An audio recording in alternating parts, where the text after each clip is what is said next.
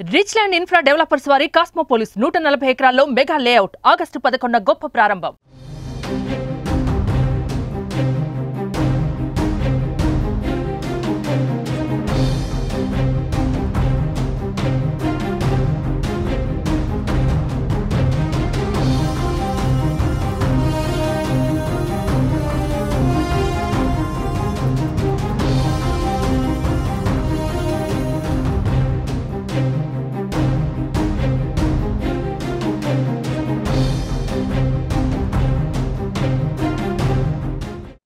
Zone లబ్ధిదారుల అంశంపై CM Chandrababu పరిష్కార మార్గం చూపించారు.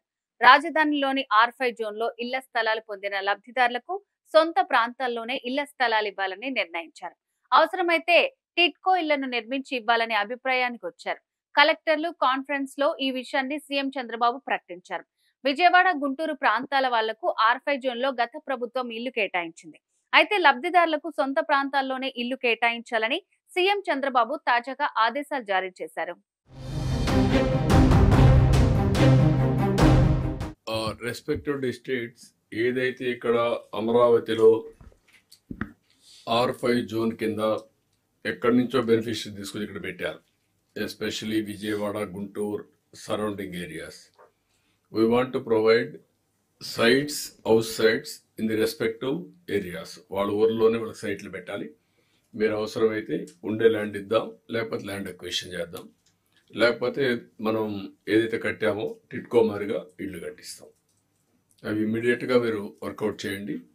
On top priority we want to complete at the earliest. Okay. అమరావతిలోని ప్రాంతాలను చంద్రబాబు హయాంలోనే 9 జోన్లుగా విభజించారు. నవ నగరాలుగా నిర్మించాలని పెట్టుకున్న ప్లాన్ లో భాగంగా రాజధాని ప్రాంతాన్ని 9 జోన్లుగా పేర్కొంటూ జీవో కూడా విడుదల చేశారు. వీటిలో R5 జోన్ కీలకం. ఇది రాజధాని ప్రాంతంలో 900 ఎకరాల స్థలం.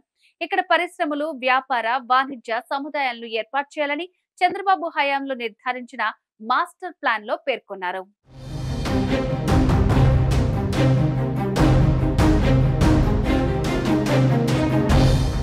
సుమన్ టీవీలో మీ పర్సనల్ అండ్ బిజినెస్ ప్రమోషన్స్ కోసం కింది నెంబర్కి కాంటాక్ట్ చేయండి.